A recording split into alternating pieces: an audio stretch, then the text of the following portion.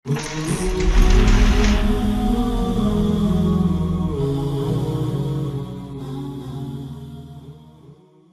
अलैकुम वरहमतुल्लाहि वबरकातुहू। अल्हम्दुलिल्लाह वस्सलातु वस्सलामु अला रसूलिल्लाह।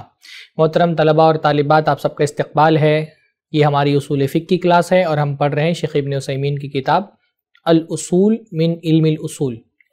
अल उसूल मिन इल्मिल उसूल पढ़ते हुए हम हुक्म की तारीफ़ तक पहुँचे हैं। हमने पिछले अपनी क्लास में तकरीबन 4 क्लासेस में हुक्म की इस्तिलाही तारीफ़ को समझा है कि शरीयत की इस्तिलाह में जब हुक्म कहा जाता है तो उसका क्या मतलब होता है। यहाँ ठहर करके मैं एक बात आपको बता दूं कि हुक्म की जो तारीफ़ हमने पढ़ी है वो क्या है, अल हुक्म शरई की तारीफ़ है। ये बात जहन में रहनी चाहिए। जो शेख ने कहा ना कि अल हुक्म, तो यहाँ अल हुक्म में जो अलिफ लाम है ये अहद के लिए है। अहद का मतलब वो हुक्म जिसकी बात चल रही है। तो यहाँ पर किस हुक्म की बात चल रही थी? हुक्म शरई की बात चल रही थी। तो असल में जो तारीफ़ हमने हुक्म की पढ़ी है वहाँ हुक्म से मुराद क्या है? अल हुक्म शरई। वरना जो ऐसे ही हुक्म कहा जाता है उसकी तारीफ़ मैं इससे पहले आप लोगों को बता चुका हूँ कि हुक्म की इस्तिलाही तारीफ़ होती है निस्बत शैइन इला शैइन निस्बतन ताम्मा, किसी चीज़ की किसी दूसरी चीज़ की तरफ मुकम्मल निस्बत करना, और नफ़युहु अन्हु, या उसकी उससे नफ़ी करना। हुक्म का असल तारीफ़ इस्तिलाही वो है। ये जो तारीफ़ हमने पढ़ी है ये कौन सी तारीफ़ है? ये हुक्म की इस्तिलाही तारीफ़ है, हुक्म शरई की इस्तिलाही तारीफ़ है। क्योंकि हम हुक्म शरई पर बात कर रहे हैं इसलिए अल हुक्म शरई अलग से कहने की ज़रूरत नहीं पेश आई। अल हुक्म कह करके अल हुक्म शरई मुराद ले लिया गया है। क्योंकि हम उसूल फ़िक़्ह पढ़ रहे हैं तो उसूल फ़िक़्ह में ज़ाहिर सी बात है जब उसूल फ़िक़्ह में हुक्म का लफ्ज़ आता है तो उससे हुक्म शरई ही मुराद होता है।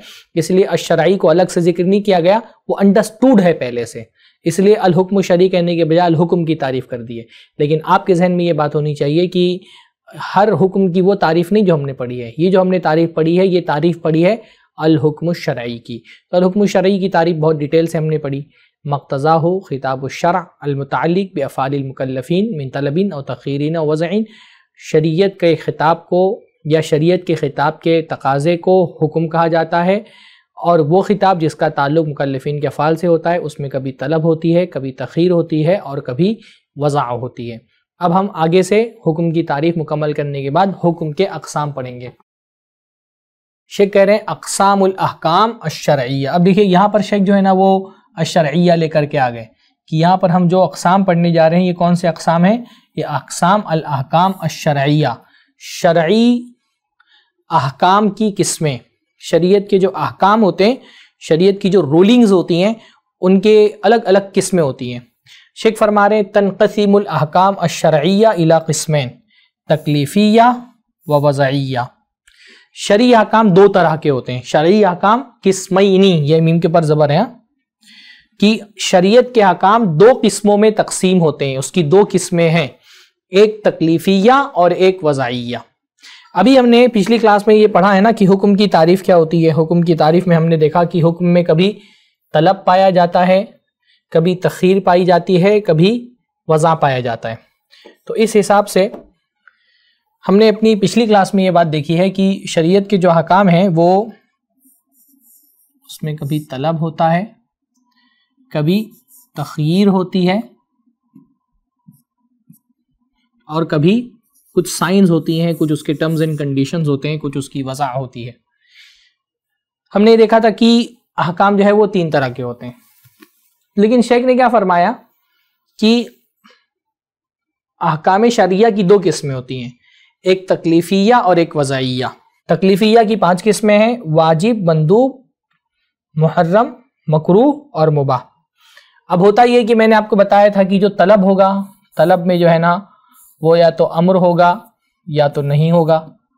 अम्र या तो लाजिम होगा या तो गैर लाजिम होगा। इसी तरह नहीं भी जो है या तो वो लाजिम होगा या तो गैर लाजिम होगा।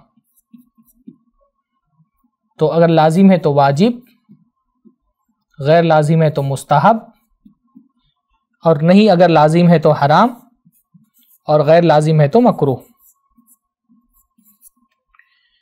तलब का मतलब क्या होता है? शरीयत में कुछ आपसे तलब किया गया, यानी इसके अंदर आपकी तकलीफ मौजूद है ना।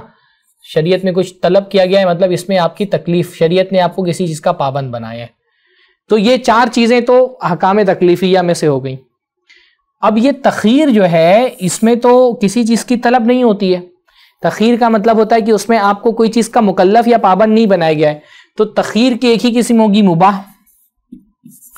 अब जब शेख तकसीम कर रहे हैं तो कहना तो ये चाहिए था कि अहकाम शरिया की तीन किस्में होती हैं। एक जिसमें तकलीफ हो तो तकलीफिया, एक तखीरिया और एक वज़इया। सही तकसीम तो इस तरह से हो सकती थी कि अहकाम शरई की तीन किस्में होती हैं, तकलीफिया, तखीरिया और वज़इया। इसलिए बहुत सारे उलमा ने कहा कि अहकाम जो है वो शरई तीन तरह के होते हैं। हुक्म तकलीफिया जिसमें बंदे को किसी चीज का मुकल्लफ बनाया गया हो, कोई पाबंदी उस पर आयद की गई हो, कुछ करने के पाबंद बनाया गया, कुछ नहीं करने का। और फिर उलमा कहते हैं जिन्होंने अहकाम को तीन हिस्सों में तकसीम किया है कि एक होता है हुक्म तकलीफी। हुक्म तकलीफी की चार किस्में हैं, वाजिब, मुस्तहब, हराम और मकरूह। इन चारों चीज़ों में तकलीफ पाई जा रही है। वाजिब में एक चीज़ के करने का पाबंद बनाया गया है, मुस्तहब में एक चीज़ के करने का पाबंद बनाया गया है लेकिन रिकमेंड किया गया है, इख्तियार दे दिया गया है अगर नहीं भी करेंगे तो चल जाएगा लेकिन करना बेहतर है। हराम में एक चीज़ को कंपलसरी कर दिया गया, उससे बचना है। मकरूह में एक चीज़ को करने से रोका गया है लेकिन रुकना कंपलसरी नहीं किया गया है। तो अगर हुक्म की तारीफ हम देखें तो हुक्म की तारीफ देखने से यह बात समझ में आती है कि अहकाम तकलीफिया की दो नहीं बल्कि तीन किस्में होनी चाहिए। एक होनी चाहिए अहकाम तकलीफिया, दूसरा अहकाम तखीरिया और तीसरा अहकाम वज़इया। बहुत सारे उलमा ने इस तरह की तारीफ की है, जैसे सैफ अल आमदी जो है वो एक मशहूर उसूली हैं, उन्होंने अपनी किताब में यही तारीफ की है। अल अहकाम फ़ी उसूल अल अहकाम उनकी किताब है, उसमें उन्होंने यही कहा है कि अहकाम शरई तीन तरह के होते हैं, अहकाम तकलीफ़ी, अहकाम तखीरी और अहकाम वज़ई। तो ये उलमा जो तीन किस्मों में तकसीम करते हैं वो असल में ये जो मुबाह है ना, मुबाह को वो हुक्म तकलीफ़ी नहीं मानते। वो कहते हैं मुबाह जो है वो हुक्म तकलीफ़ी नहीं है, क्योंकि तकलीफ का मतलब क्या होता है, जिसमें आपको किसी चीज का पाबंद बनाया गया हो। तो वो कहते हैं मुबाह में तो किसी चीज का पाबंद ही नहीं बनाया गया, तो हम मुबाह को हुक्म तकलीफी में क्यों रखेंगे। बात समझे आप। शेख क्या कह रहे हैं, अहकाम शरई की दो किस्में हैं, तकलीफिया और वज़इया। तकलीफिया की पांच किस्में हैं, पांच किस्मों में से एक किस्म क्या बता दी शेख ने कि मुबाह भी अहकाम तकलीफी की एक किस्म है। पर कुछ उलमा इस तकसीम पर एतराज करते हैं। वो कहते हैं चलिए वाजिब के बारे में ये कहना कि हुक्म तकलीफी है समझ में आता है, क्योंकि वाजिब में क्या किया गया होता है, हमको एक काम के करने का जिम्मेदार बनाया गया होता है, कंपलसरी किया गया होता है। मंदूब को भी हुक्म तकलीफी कहते हैं, बात समझ में आती है कि एक काम के करने का हुक्म दिया गया, गर्चे कंपलसरी नहीं है पर रिकमेंडेड है। मुहर्रम को भी आप हुक्म तकलीफी कह रहे हैं, बात समझ में आती है कि एक चीज से रोका गया है और लाजिम कर दिया गया कि उस चीज से रुकना है। मकरूह को भी हुक्म तकलीफी कहते हैं, ये बात समझ में आती है कि ठीक है मकरूह भी हुक्म तकलीफी, एक चीज से रुकने को कहा गया है, गर्चे वाजिब नहीं किया गया, लाजिम नहीं किया गया है कि रुकना है, लेकिन रुकने में बेहतरी है, मना किया गया, एक चीज से रुकने के लिए कहा गया है। वो कहते हैं मुबाह को आप हुक्म तकलीफी में क्यों शामिल कर रहे हैं भाई, मुबाह में तो कोई जिम्मेदारी ही नहीं है, मुबाह में तो इंसान को किसी चीज का मुकल्लफ बनाया ही नहीं गया होता है, ना उसको अम्र है ना नहीं है, ना कहा गया है करो ना कहा गया है बचो। इसमें वाजिब और मंदूब में कहा गया है करो, वाजिब और मंदूब में कहा गया है करो, अम्र है इसका। मुहर्रम और मकरूह में कहा गया है मत करो, तो ये दोनों तो पाबंदियां हैं, ये तो तकलीफ है इसके अंदर। मुबाह में जब कोई तकलीफ नहीं है तो आप उसको अहकाम तकलीफिया में क्यों शामिल कर रहे हैं। तो कुछ उलमा ये कहते हैं नहीं, अहकाम शरई की दो किस्में नहीं हैं बल्कि अहकाम शरई की तीन किस्में हैं, और वो कहते हैं तकलीफिया के साथ एक और किस्म बढ़ा देते हैं, वो क्या है, तखयीरिया। तो वो कहते हैं अहकाम शरई तीन तरह के होते हैं, तकलीफिया और उसमें ये चार चीजें आती हैं, 1 2 3 4, और तखयीरिया में ये एक चीज आती है मुबाह, और फिर वज़इया की तो बहुत सारी किस्में हैं, वो इंशाल्लाह मैं आगे बताऊंगा आपको। और ये ज्यादा लॉजिकल बात लगती है, ये ज्यादा अपीलिंग बात लगती है कि मुबाह को हम अहकाम तकलीफिया में शामिल ना करें, उसको एक अलग से जो है ना उस किस्म में रखें तखीरिया में, ये ज्यादा अपीलिंग है, ये ज्यादा मुनासिब बात लगती है, क्योंकि वाकईतन मुबाह में जो है वो तकलीफ नहीं पाई जाती है। मुबाह मतलब क्या, जैसे घड़ी पहनना मैंने बताया ना, अब घड़ी पहनने में शरीयत ने मुझे किसी चीज का पाबंद नहीं किया है, ना मुझको घड़ी पहनने का हुक्म दिया है, ना घड़ी पहनने से रोका है। तो घड़ी पहनना मुबाह है, यानी इसके अंदर तखीर है, इसके अंदर इख्तियार दिया गया है, मैं चाहूं तो पहनूं, मैं चाहूं तो नहीं पहनूं। ला यतअल्लक़ु बिही सवाबुन वला इक़ाबुन, इसको पहनने से ना कोई सवाब मिलेगा, ना छोड़ने से सवाब मिलेगा, ना पहनने पर गुनाह मिलेगा, ना छोड़ने पर गुनाह मिलेगा। तो शेख ने तो यहां पे कहा कि अहकाम शरई की दो किस्में हैं, और बेशतर उसूली कहते हैं अहकाम शरई की दो किस्में। कुछ उसूलियीन लेकिन इस तकसीम पर एतराज कहते हैं, वो कहते हैं कि अहकाम शरई की दो नहीं बल्कि तीन किस्में। इस इख्तिलाफ का आपको इल्म होना चाहिए, कहीं ऐसा ना हो कि आप कहीं पर पढ़ रहे हैं अहकाम शरई की तीन किस्में, तो आप बोलेंगे अरे शेख ने तो नहीं बताया, शेख ने गलत बता दिया। या कहीं पर आप पढ़ लें कि अहकाम शरई की तीन किस्में, तो आपको यह लगे कि जिसने लिखा है उसने गलत लिखा है। ऐसी बात नहीं है, फुक़हा का इस मामले में इख्तिलाफ है, उसूलियीन का इस मामले में पहले से इख्तिलाफ है। अब जो लोग कहते हैं कि मुबाह भी हुक्म तकलीफी ही का हिस्सा है और इसको पांचवा हुक्म मानते हैं, उनकी क्या दलील है? वो कहते हैं मिन बाबिल मुसाहमा, यानी नजरअंदाज कर दो, क्योंकि शरीयत में आप जो भी काम करेंगे उसमें पांच में से कोई एक हुक्म ही लगेगा, छठा हुक्म नहीं लग सकता है, पांच में से कोई एक हुक्म ही लगेगा। इसलिए वो कहते हैं चलो ऐसे ही शामिल कर लो, तजव्वुज़न शामिल कर लेते हैं। या बाज लोग कहते हैं मिन बाबी तकमीलिल किस्मा, कि भाई अगर चार ही रखेंगे ना तो तकसीम मुकम्मल नहीं होगी, एक मुबाह को अलग क्यों छोड़ना है, उसको भी इसके अंदर शामिल कर लो ताकि हमारी तकसीम मुकम्मल हो जाए। तो नजरअंदाज करते हुए इस बात को कि मुबाह में तकलीफ नहीं पाई जाती, वो शामिल कर लेते हैं, सही मतलब चला लेते हैं, जिसको हम लोग बोलते हैं ना कि चलो चला लो। मुसामा यानी चलो छोड़ दो, समह का मतलब होता है इजाजत दे देना, कि चलो इजाजत दे दो, एक को अकेले रखने के बजाय उसको भी चलो हुक्म तकलीफी में शामिल कर लेते हैं। एक बात इमाम इब्न तैमिया ने इस बारे में कही है, उन्होंने कहा है कि मुबाह को हुक्म तकलीफी में इसलिए शामिल रखा गया है क्योंकि मुबाह भी जो है ना वो मुकल्लफ ही का फेल होता है, गैर मुकल्लफ के फेल को मुबाह नहीं कह सकते। अहकाम तकलीफिया, तकलीफ से क्या बना है? मुकल्लफ, जिसको शरीयत ने किसी चीज का पाबंद बनाया हो, तो किसी भी मुकल्लफ ही के फेल को मुबाह कहा जाएगा, गैर मुकल्लफ के फेल को मुबाह नहीं कहा जाएगा। जैसे मैं इसकी मिसाल आपको समझाता हूं, जैसे जानवर मुकल्लफ नहीं है ना, जानवर जो है, मुर्गी जो है वो मुकल्लफ नहीं है, तो कोई अगर ये पूछे कि क्या मुर्गी के लिए कीड़े खाना जायज है, तो आप क्या बोलेंगे? कि मुबाह है? नहीं, मुर्गी के लिए कीड़े खाना मुबाह नहीं बोल सकते आप, क्योंकि वो मुकल्लफ ही नहीं है। तो मुबाह जो है वो तो मुकल्लफ का फेल होता है, मुर्गी मुकल्लफ नहीं, तो आप कहेंगे कि उसके लिए तो आफू है शरीयत में, उस पर कोई पाबंदी नहीं है, मुबाह सिर्फ मुकल्लफी के फेल को कहा जाएगा। जैसे गाय के लिए क्या चारा खाना मुबाह है? नहीं, अगर कोई कहे गाय के लिए चारा खाना मुबाह है तो उसका ये ताबीर गलत हो जाएगी, क्योंकि मुबाह तो मुकल्लफ के फेल को कहा जाता है, गाय तो मुकल्लफ ही नहीं, तो उसके फेल को मुबाह नहीं कह सकते।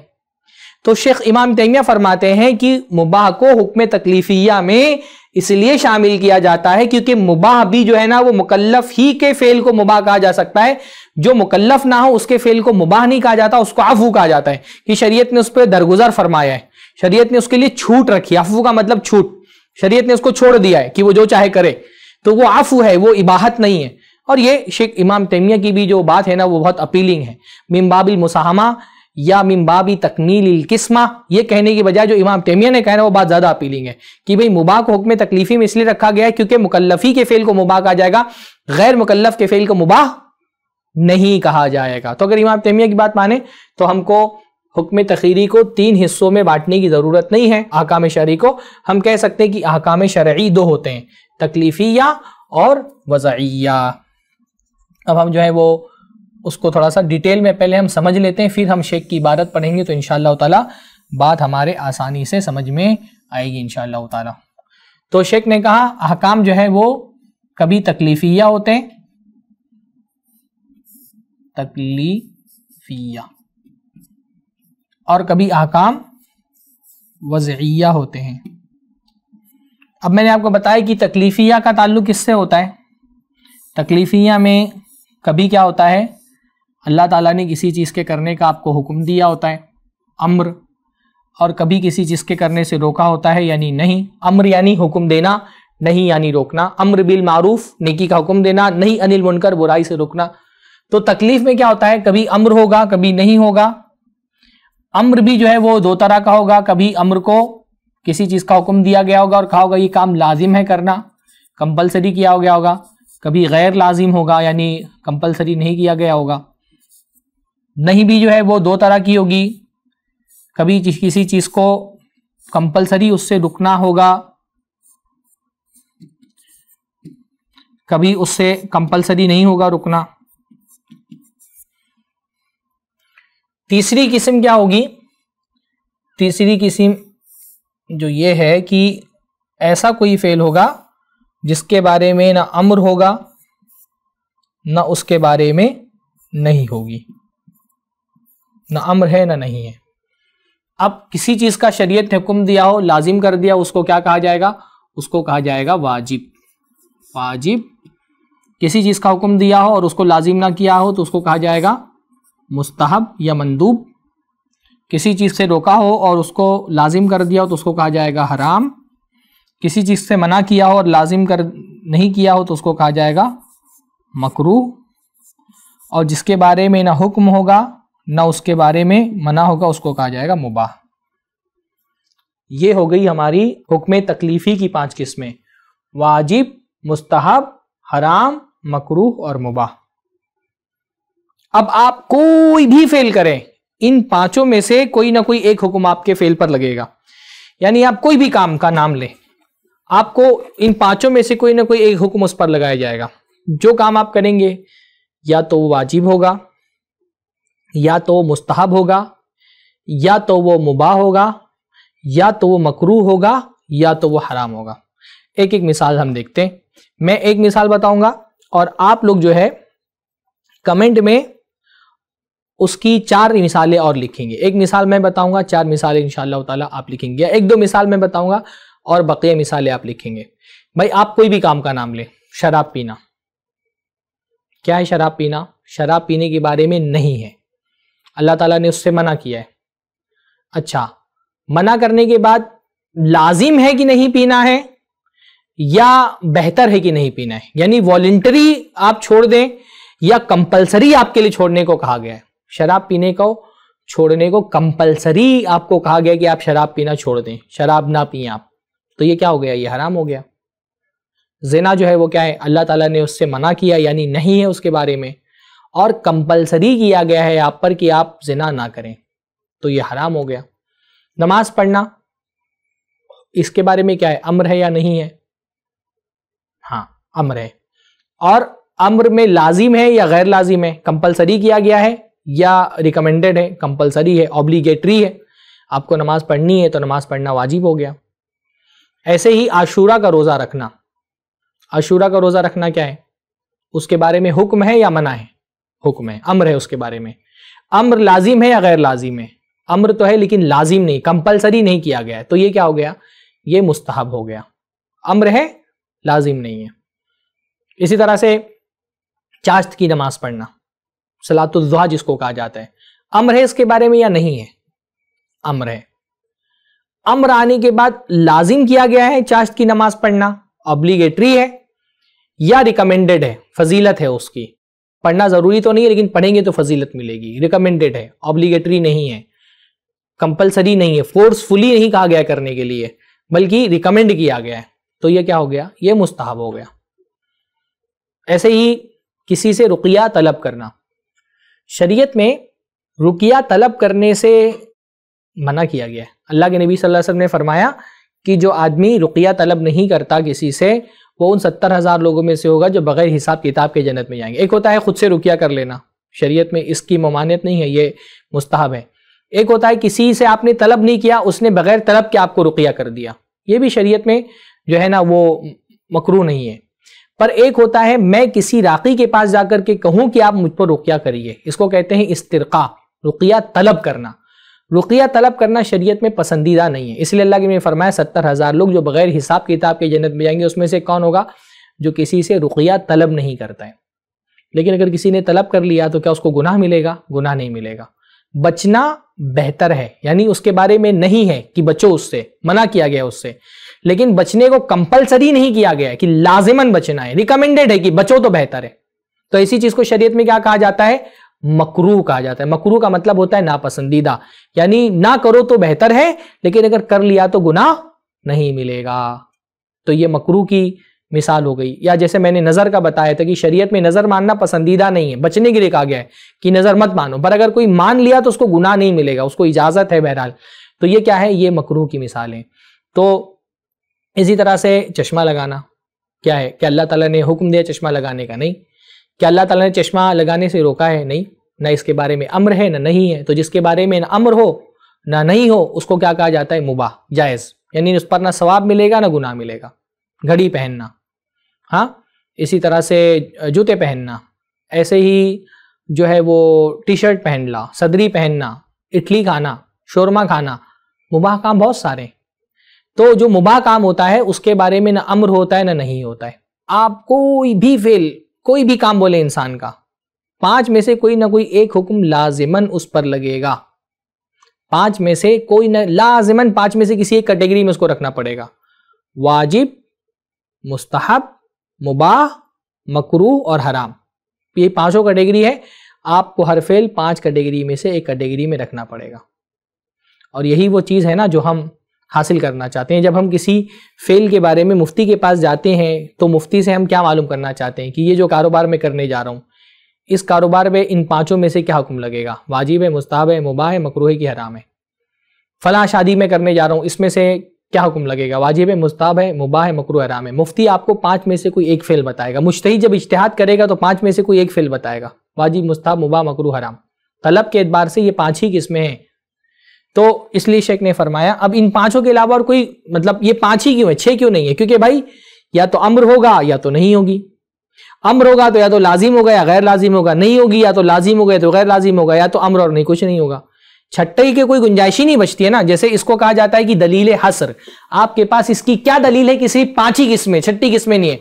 क्योंकि भाई कोई भी फेल के बारे में या तो अम्र होगा या तो नहीं होगी या तो कुछ भी नहीं होगा, है ना। किसी फेल के बारे में अम्र और नहीं दोनों तो नहीं हो सकता है कि अम्र भी हो नहीं भी हो, ऐसा तो हो नहीं सकता है। तो अम्र और नहीं दोनों हो ये तो गुंजाइश ही नहीं है, क्योंकि ये तो मुतजाद, एक दूसरे से कॉन्ट्रोडिक्टिव हो जाएगा। तो या तो किसी चीज के बारे में अम्र होगा या तो उसके बारे में नहीं होगी, या तो अम्र और नहीं कुछ नहीं होगा। अगर अम्र होगा तो या तो लाजिम कर दिया गया होगा या गैर लाजिम किया होगा, नहीं भी होगी तो या तो लाजिम किया होगा या गैर लाजिम किया होगा, या फिर अम्र और नहीं कुछ नहीं होगी। तो अम्र अगर लाजिम कर दिया गया तो वाजिब, अम्र अगर लाजिम नहीं किया गया तो मुस्तहब, नहीं अगर लाजिम कर दिया गया तो हराम, नहीं अगर लाजिम नहीं किया गया तो मकरूह, और अगर अम्र और नहीं कुछ भी नहीं है तो मुबाह। अब और कोई गुंजाइश बचती नहीं है ना, छट्टे के लिए गुंजाइश ही नहीं बची।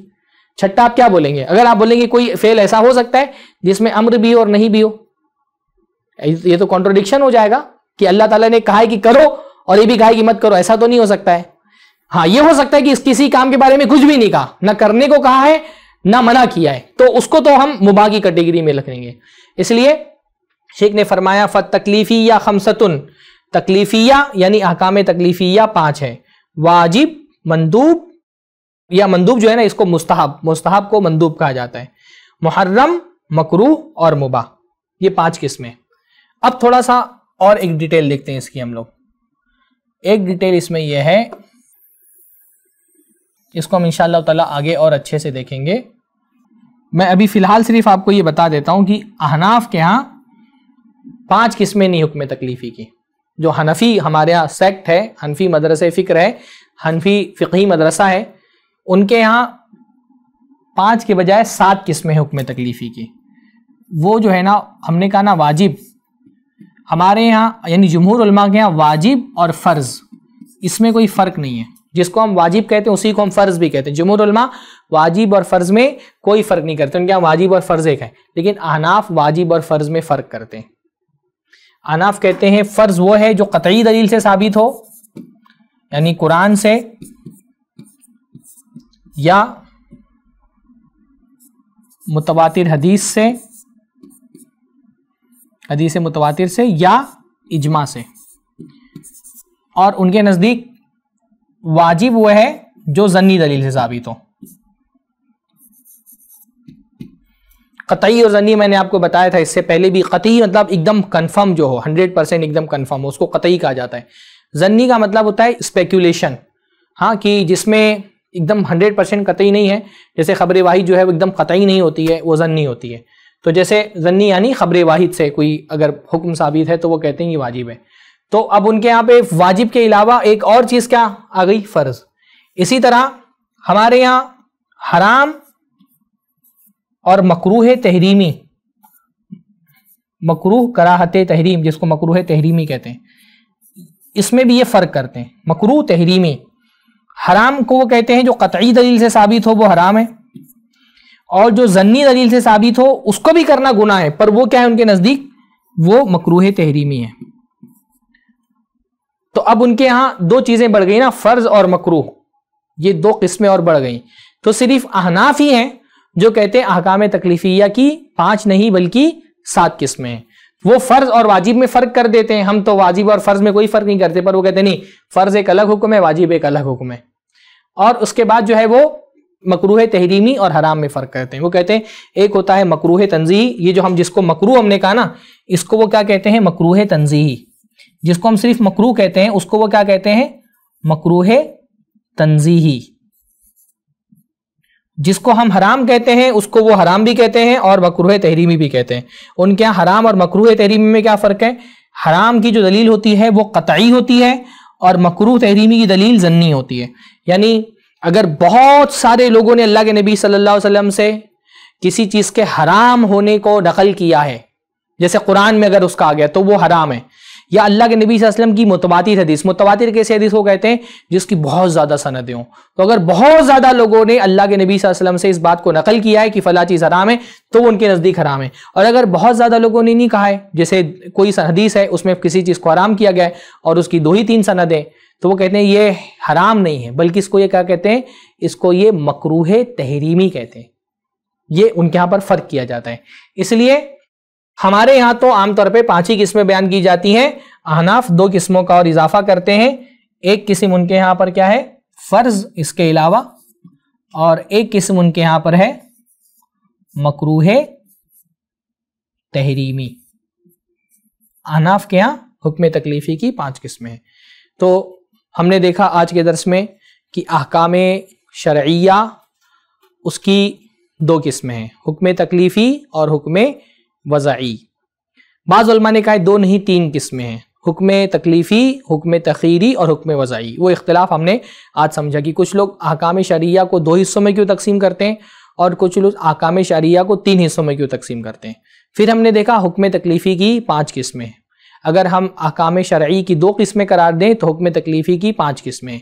जुमहूर उलमा कहते हैं हुक्म तकलीफ़ी की 5 किस्में, वाजिब, मुस्तहब, मुबाह, मकरूह और हराम।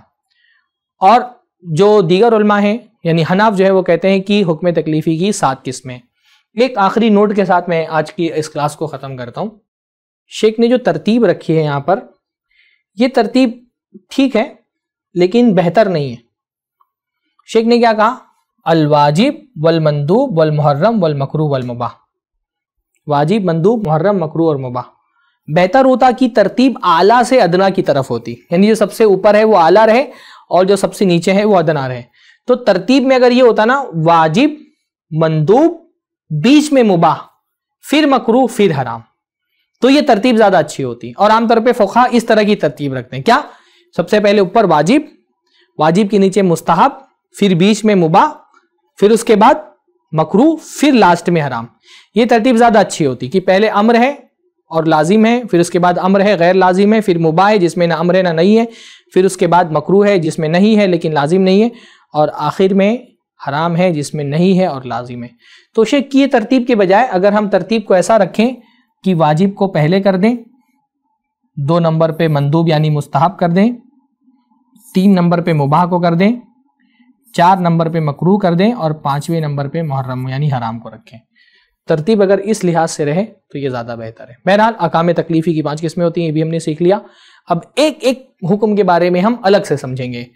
वाजिब किसको कहते हैं, नाम क्या है, उसकी तारीफ़ क्या है और उसका असर क्या होता है, ये भी हम देखेंगे। फिर मंदूब, फिर उसके बाद मकरूह, मुहर्रम, मुबाह, एक एक करके एक एक चीज़ को समझने की, एक एक हुक्म को अलग अलग समझने की कोशिश करेंगे। अभी तो हमने ये पढ़ाना कि हुक्म तकलीफ़ी किसको कहते हैं, उसकी किस्में कितनी हैं। अब हम देखेंगे हुक्म तकलीफ़ी के अलग अलग हुक्म की अलग अलग क्या तारीफ़ आती है, उसकी तारीफ़ पढ़ेंगे हम इंशाअल्लाह। फिर उसका समरा और असर क्या होता है ये पढ़ेंगे इंशाअल्लाह ताला।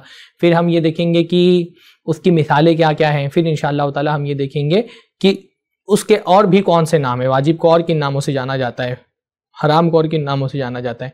आज की क्लास हम यहीं पर ख़त्म करते हैं। अस्सलामु अलैकुम व रहमतुल्लाहि व बरकातुहू।